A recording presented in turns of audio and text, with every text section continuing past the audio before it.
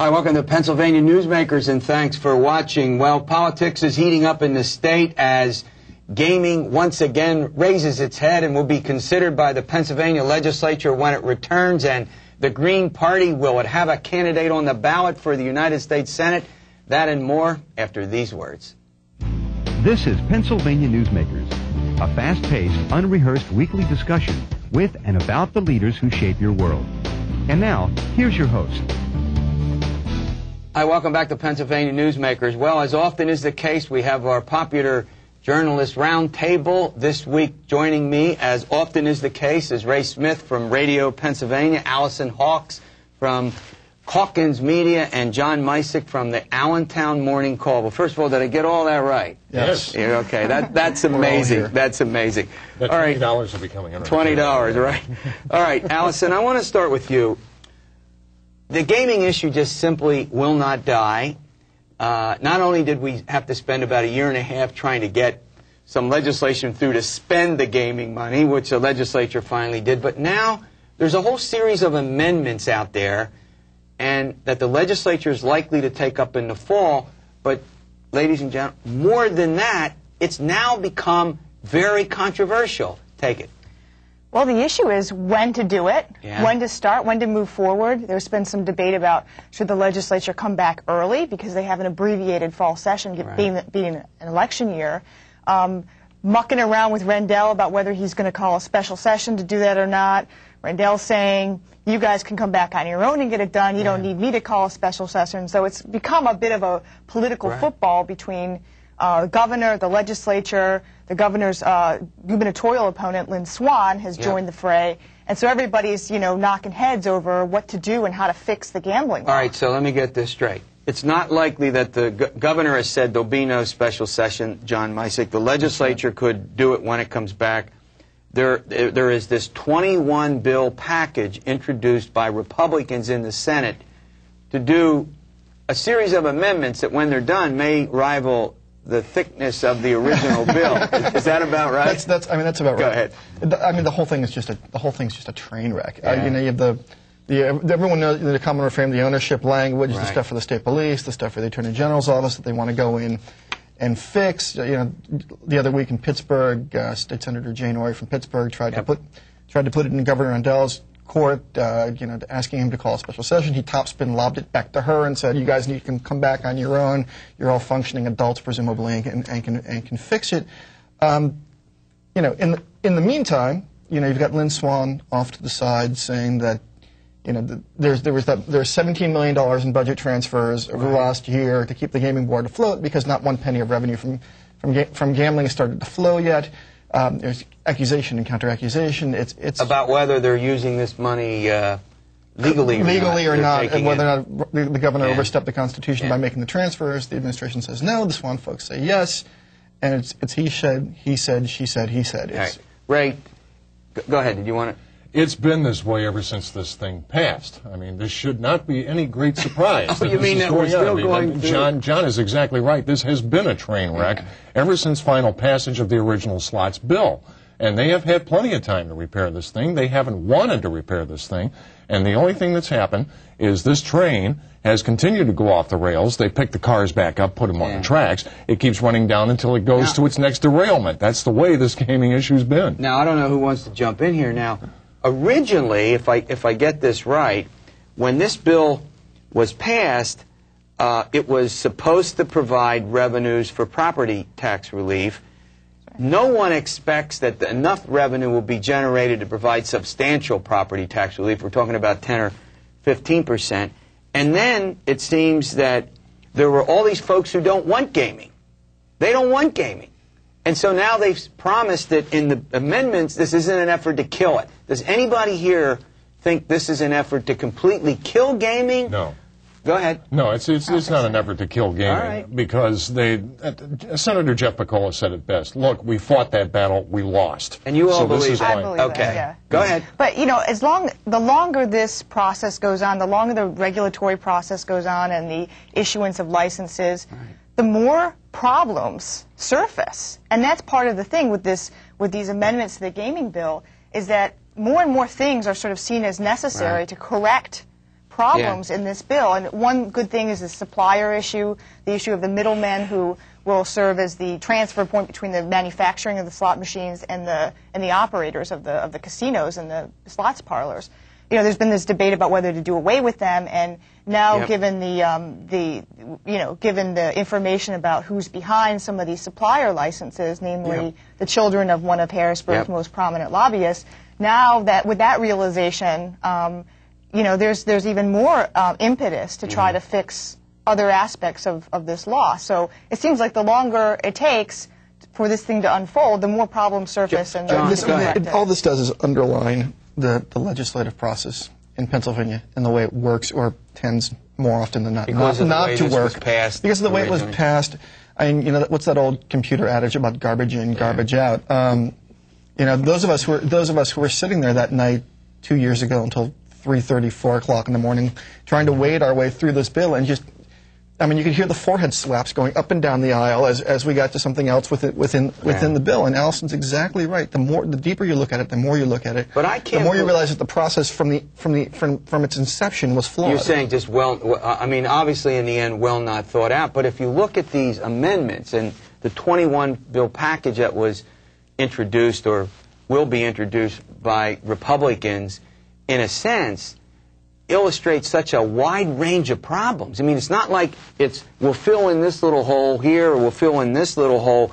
I mean, it runs across the entire, and even Tad Decker, the chairman of the board, says, I'm dealing with what they gave me. This is what the legislature passed. That's exactly it. And I almost feel sorry for the Gaming Control Board, because they're sitting here and they're watching all of this going, hey, what the heck are we supposed to do? And they're waiting to see how all of this is going to play out. And it's been that way. All right, we're going to go to break, but I have one question, and I'm going to ask all of you quickly, just sort of yes or no.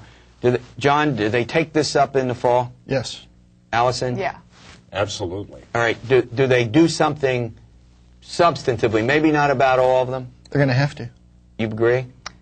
I'm not so sure about that. Okay, so we got one yes, one not so I'm sure. Go, they'd better. No, they better. Or the entire issue is going to be in trouble. If they let this keep going down the hill like this, there's going to be serious problems. All right, when we come back, the Green Party has a candidate for the United States Senate. He's filed petitions with a little help from Senator Santorum's campaign. We'll chat about that with our analysts when we return. This broadcast of Pennsylvania Newsmakers is presented by the State System of Higher Education, 14 state-owned universities. The state system is the largest provider of higher education in Pennsylvania, and by the Hospital and Health System Association of Pennsylvania, working towards a healthy Pennsylvania. Hi, welcome back to Pennsylvania Newsmakers for our analyst roundtable with Ray Smith, Alison Hawks, and John Micek, journalists all. All right, the Green Party, we don't know if the Green Party they have a candidate for the United States Senate, John Micek. We don't know if the candidate is qualified. Take it from there. What day is this? As we sit here right now, Carl Romanelli of Luzerne County is the Green Party candidate for the United States Senate. It's like this classic case of strange bedfellows. Senator Santorum, who's locked in this tight race with Democratic State Treasurer Bob Casey, helped Mr. Romanelli get onto the ballot, primarily, I think, as a tactic to embarrass Mr. Casey and force him to the debate table, because you had the Green Party candidate who was perfectly willing to debate a fire hydrant if it meant that it was going to get him some publicity. Right. So tried to bring Mr. Casey to the table for a debate. They helped him get onto the ballot. Presumably a Green Party candidate would drain votes off Mr. Casey. All the better for Senator Santorum. Well, let's go. Look, 67,000 signatures. They submitted these petitions, and they're already being challenged.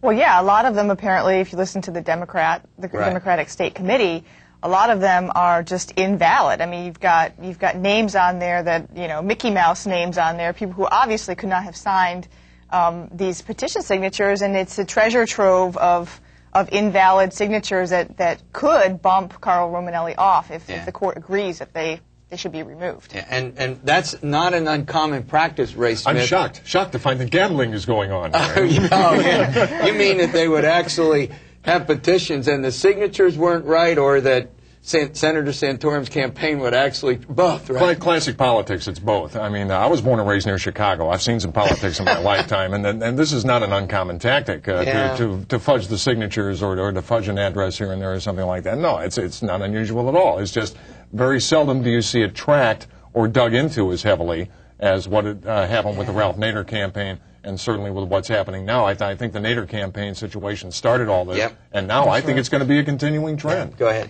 No, it's just one of those. I mean, it's not unexpected. You had to know that the Democrats were going to come at Mr. Rendell and come at him hard.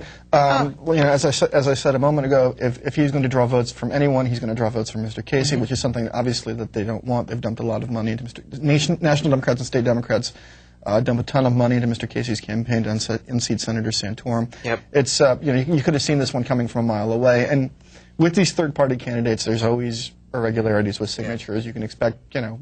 Well, they don't have any organization. They don't have any way to. And 67,000 signatures is a tall order. That's a really record historic number of signatures for third-party and independent candidates. And I said, Alison, that I thought they would need. I said if they're going to qualify, they're going to need 100,000 because of the things that you guys are talking about. I mean, the likelihood that names will get stricken for a variety of reasons.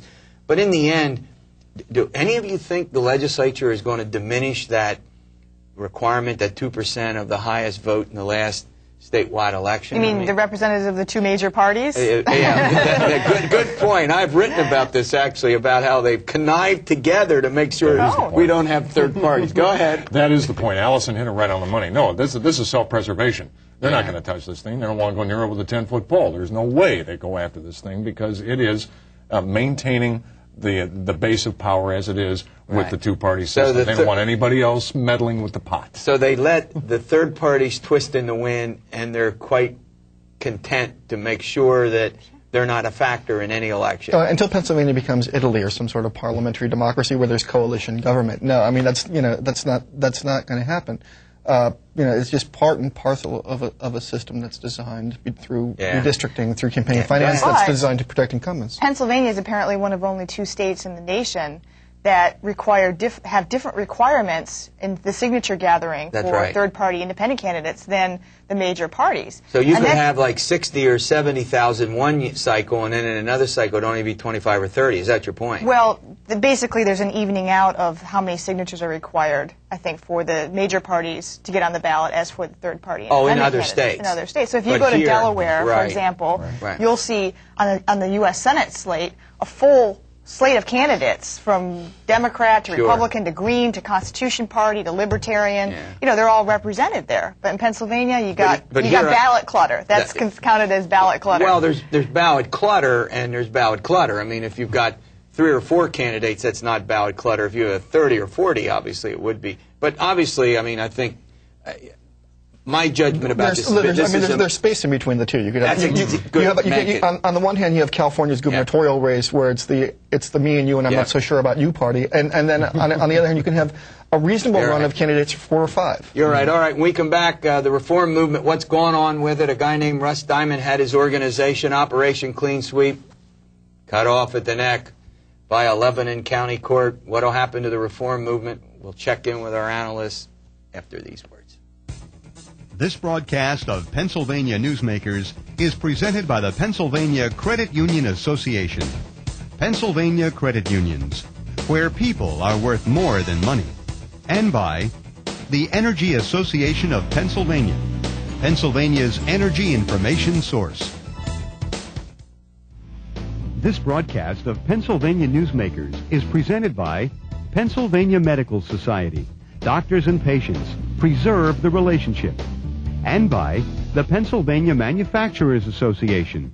Business in Pennsylvania is our business. Hi, welcome back with our journalists, Ray Smith, Alison Hawks, and John Micek. We're chatting about a whole variety of things. All right, Ray Smith, Operation Clean Sweep, got the nix from a Lebanon County judge. It's been, as a corporation, dissolved. The role of its founder, Russ Diamond, is in question. Where does the reform movement go? Or maybe better put, what's going to happen to Operation Clean Sweep, do you think, in the context of the the reform movement in Pennsylvania? Well, clean sweep as an entity is not going to be what you're referring to anymore. But does it hurt the reform movement? I don't think it does. Yeah. Because even if Russ Diamond is not that involved in it, there were a lot of people that were involved in clean sweep at one level or another that are still going to be involved in the reform movement. And you're still looking at 3 other primary people that are involved in it. Tim Potts from Democracy Rising PA, Eric Epstein from Rock the Capitol, and of course the indomitable Gene Still. As long as those guys are around, I think the reform movement keeps going, and especially with what's taken place in the last couple of years, I don't think the reform movement is dead at all. I think it keeps taking on fuel, and it's going to keep rolling. One thing that I wonder about, though, is those 100 or so candidates, PA clean sweep candidates that are out there door knocking right now, trying to unseat incumbents. Do they really have any support at all, organizational support at all? No. They're on their own. And to some extent, I think they could have really benefited from an organization that had remained strong, that was able to give them some kind of political advice, maybe some money, just some kind of institutional support. And they didn't give them a lot of on-the-ground support, but your point is they were very helpful in supplying them with sort of tactical help, specific information that. And a connection to a sort of a larger movement that is no longer. Yeah, I mean, they had the sort of, I mean, if they didn't have money or tactical support, they sort of had the imprimatur of a brand name that had become fairly well known after the pay raise. I mean, just on its face, though, this is such a great story. I mean, it's you know the old myth about flying too close to the sun. I think that's really what's happened here. And what happens when an organization is primarily driven by one personality, and that personality cleaves off. And invariably, there's going to be chaos. It's sort of an object lesson, I think, for people who are getting involved in politics. Let me ask you another related question. There was an Issues PA poll released last week, and in the poll, the poll results raised some questions about whether the pay hike furor is still alive. And the Economy League's point in the poll was that it looks like some of this anger over the pay hike is dissipating. Well, if anger at the pay hike was principally responsible for the defeat of 17 incumbents in the primary, what is your sense in the coverage that you're doing about the anger of the voters over the pay hike and all that? We'll start with Ray and we'll go around, and just in the work you've been doing. Well, over the course of a campaign, issues morph. You'll see an issue start out one way, it'll grow in another direction, it'll grow in another direction, or some other issue will come in to help take its place. And I think that's kind of what's happened with the pay raise situation. You had that initial issue. You had that initial anger, which was white hot. And as anything, you take that out of the fire, it's going to cool off. It has cooled off. But it's grown and it's morphed in a few different directions. I think the gambling situation has part to do with that right now. But with what's happened in the primary elections, and with as many people as were defeated, I think what's happened now is this has taken on a life of its own and grown into different issues. It's more like a hub and spoke type of situation right now. I agree, actually, and I think too that what has emanated from all of this is just a further distrust of Harrisburg politics and the people who run the show, and that can be attached to any number of issues that come up, including gambling, including many other things, the lack of reform in other arenas. John? I will again defer to. I think I'll agree with my colleagues here. I mean, you can only sustain that level of sort of white-hot rage for so long. What I'll be curious to see is, I mean, people are still talking about it when you get out there on the trail and you talk to them. I mean, there's still this level of discontent. There's still this undercurrent of discontent. You know, whether that's going to, if they focus it through property tax reform, they focus it through gaming. I'll be curious to see, though, once we get through this sort of summertime lull, the extent to which these sort of insurgent candidates will begin frothing that up. Okay. As we get into October and November.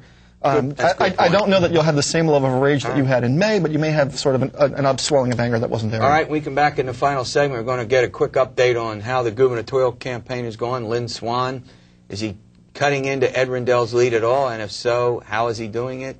When we return. This broadcast of Pennsylvania Newsmakers is presented by Highmark Blue Shield, changing the way health plans work for business with a variety of plan options for employers and more choices for employees. Information is available at highmark.com. Have a greater hand in your company's health. and by the Pennsylvania Healthcare Association, the future of long-term care.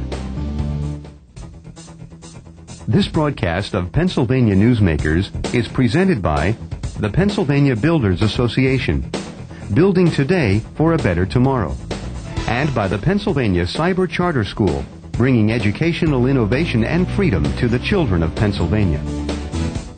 Hi, welcome back to our Analyst Roundtable. Okay, Lynn Swann, Ed Rendell, in the polls that have come out, John, Allentown Call poll, most of the polls now show Governor Rendell with a double-digit lead. In yours, what has he done or Lynn Swann not done? Lynn Swann, of course, the Republican candidate to oppose Governor Rendell in the fall. What has happened in this race to give Rendell? It's all about the incumbency, and it's all about money. Rendell was on the air for most of the spring, fire hosing ads onto the airwaves, touting his last 3.5 years in office. The Swann campaign, apart from battle by press release, wasn't on the air. We see that stuff. The vast majority of voters do not, unless we write about it. So Rendell had, 2.5 months of unanswered advertising. So when you look up and you see the numbers at the end, and even after a month, even after 6 weeks on the road doing retail campaigning, But Swann, he hasn't closed the gap. In fact, the gap's gotten wider. But Swann's gotten better. I mean, he's more specific. Yeah. He has ideas now. Right. He's doing 4 and 5 visits. Where was this in February? I don't know. You have to wonder why he didn't come out full steam ahead in February, when he really could have made major inroads into his campaign. I mean, he's added new staff along the way, and that's helped kind of shape him and get him together. But why was he not ready? Why did the Republican Party not give him all the support that he needed right from the start to topple a pretty popular governor? Right. I mean, particularly... And all of this after 2 other candidates were engineered out of the race, Senator Piccola and Mr. Scranton. And it's not like, look, it's not like all of a sudden he started to run in January. He was running all the previous year in 2005. He was going all... Yeah, it just didn't kickstart, so to speak, in February when, as I think Micek's got it right, where Governor Rendell just spent $5 million on commercials, and that changed. They had an immensely hard time finding their feet. The official reason they came out of the Swann campaign was that they were caught flat-footed after Mr. Scranton exited the race after February and had to get their campaign infrastructure up and running. But if the stories are to be believed and that he was the anointed one and was going to be the candidate all along, one would have thought they would have had the infrastructure in place to just come out running. They spent February quiet for whatever reason. Okay, John Micek gets the last word. We'll see you next week for another edition of PA Newsmakers, and stay well. Just stay here.